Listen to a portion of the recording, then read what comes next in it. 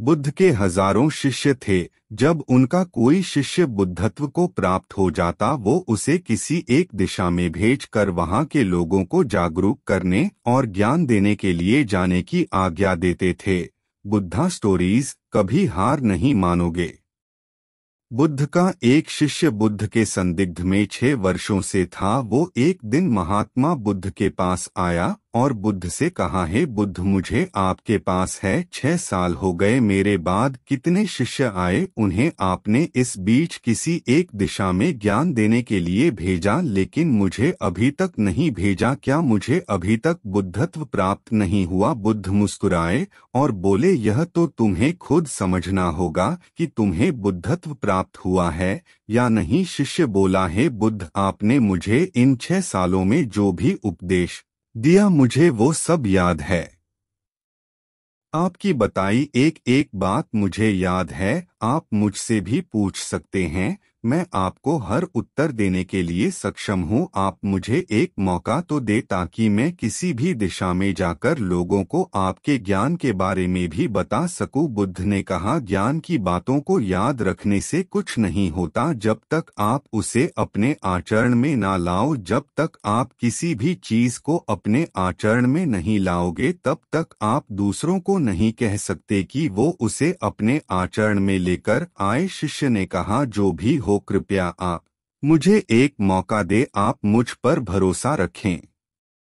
मैं सभी को अपने ज्ञान से प्रभावित कर सकता हूँ। मैं लोगों को ऐसी बातें बता सकता हूँ जिससे उनके जीवन में शांति आएगी और वो शांतिपूर्ण अपना जीवन जी सकेंगे। बुद्ध ने कहा, अभी तुम तैयार नहीं हो। जब तुम तैयार हो जाओगे मैं तुम्हें खुद सही मार्ग पर जाने के लिए कहूँगा। शिष्य ने कहा, क्यों बुद्ध, आपने मुझे इन 6 वर्षों में इतना भी ज्ञान नहीं दिया जिससे मैं लोगों को प्रभावित कर सकूं। बुद्ध ने कहा, ठीक है, तुम पूर्व दिशा की तरफ जाओ, वहां तुम्हें एक गाय मिलेगा, उससे तुम भिक्षा मांग कर लाओ और वहां के लोगों को अपने ज्ञान से मदद करना। कल सुबह तुम वहां अकेले जाना और शाम को आकर मुझे बताना तुमने कैसे वहां के लोगों की मदद की। वह शिष्य ये सब सुनकर बेहद खुश हो गया और बुद्ध का आशीर्वाद लेकर चला गया और वह रात भर ज्ञान समेटता रहा और मन ही मन सोच रहा था कि मैं कल ऐसे ज्ञान की छाप छोड़ूंगा कि वहां के लोगों के साथ बुद्ध भी मुझसे प्रभावित हो जाएंगे। सुबह उठकर वो महात्मा बुद्ध को प्रणाम करने गया। उन्हें प्रणाम कर वह पूर्व की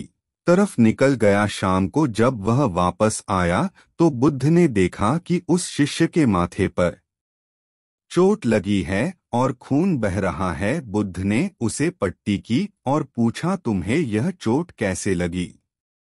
शिष्य ने कहा कि बुद्धि, वहां के लोग बेहद दुष्ट हैं, उन्हें जरा भी बुद्धि नहीं है। मैं उस गांव में भिक्षा लेने गया पर किसी ने मुझे भिक्षा नहीं दी, सब मुझे गालियां दे रहे थे। एक व्यक्ति ने तो मुझे भी भिक्षा तो दी लेकिन नीचे फेंक कर और कहा, इसे उठा लो। मैंने उन्हें काफी समझाया लेकिन वह मेरी बात सुनने को तैयार ही नहीं थे। उल्टा उन्होंने मेरे साथ हाथापाई की जिससे मुझे चोट लग गई है। बुद्ध, आप मुझे दूसरी जगह भेजें जहां के लोगों में बुद्धि हो, इस तरह ना हो। बुद्ध उसकी बात सुनकर मुस्कुराए और बोले कि अगर तुम्हें दूसरे गांव में भी ऐसे ही लोग मिले तब तुम क्या करोगे? शिष्य ने कहा, है बुद्ध, ऐसे लोगों को कोई ज्ञान नहीं दे सकता, वह लोग अज्ञानी हैं, उन्हें कौन समझाए? बुद्ध ने कहा, वह लोग अज्ञानी नहीं बल्कि ज्ञानी हैं।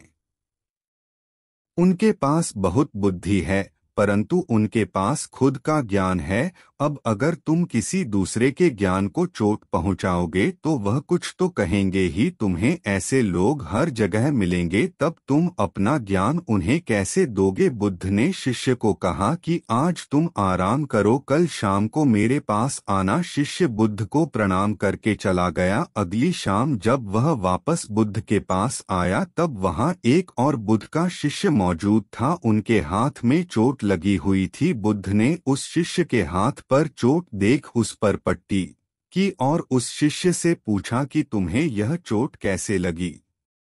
शिष्य ने कहा, हे बुद्ध, आपने पूर्व के एक गांव में मुझे जाने के लिए कहा था, वहीं मुझे यह चोट लगी। बुद्ध ने कहा, वहां तुम्हारे साथ क्या क्या हुआ, तुम मुझे बताओ। शिष्य ने कहा, हे बुद्ध, वहां पर मैंने सबसे भिक्षा मांगी, लेकिन किसी ने मुझे भिक्षा नहीं दी। एक व्यक्ति जिसने भिक्षा दी थी उसने भी वह मुझे जमीन पर फेंक कर दी और कहा, उसे उठा लो। मैंने चुपचाप उसे उठाकर अपने पात्र में रख लिया और उसे कल्याण का आशीर्वाद दिया। तब उस व्यक्ति ने मुझसे कहा, आप बड़े ही अजीब व्यक्ति हो, मैं आपका अपमान कर रहा हूँ और आप मुझे आशीर्वाद दे रहे हैं। मैंने उनसे कहा कि आप धनी हैं, आपने मुझे दान दिया है, इसलिए मैं आपको आशीर्वाद दे रहा हूँ। फिर वहाँ से मैं आगे गया तो कुछ लोगों ने मुझे वहाँ से जाने के लिए कहा। उन्होंने मुझे कुछ अपशब्द कहे और मुझ पर कुछ पत्थर फेंके, जिससे मुझे चोट लग गई। जब मैं वापस आ रहा था तब मैंने एक माँ को रोते हुए देखा। वह अपने बीमार बच्चे को लेकर चिंतित थी। मैं तुरंत जंगल से जाकर उसके लिए जड़ी बूटी ले आया, लेकिन वहाँ के लोग मुझे जड़ी बूटी देने नहीं दे रहे थे। फिर मैंने उनसे विनती की कि वह मुझे उस बच्चे का इलाज करने दें। उसके बाद वो जैसा कहेंगे मैं ठीक वैसा ही करूँगा। फिर जिस व्यक्ति ने मुझे भिक्षा दी थी उसने गांव वालों को समझाया, तब उन्होंने मुझे उस बच्चे को जड़ी बूटी लगाने दी। उसके बाद वह बच्चा ठीक हो गया। फिर गांव वालों ने मुझसे अपने किए गए अभद्र व्यवहार के लिए क्षमा मांगी और मुझे धन्यवाद कहा। फिर मैं वहां से वापस आ गया।